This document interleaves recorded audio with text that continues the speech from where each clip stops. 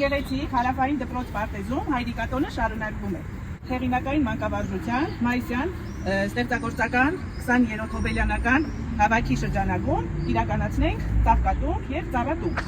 հայրիկների հետ միասին։ Սպարտակետով պահի, այստեղ էլ Միքայելը կարող է օգնել Սյունեին, հա? Որպեսզի տնկենք վարդի թփերը, որ հետո գանք, այստեղ խնամենք, ջրենք խնամենք, որ գեղեցիկ վարդեր աճեն։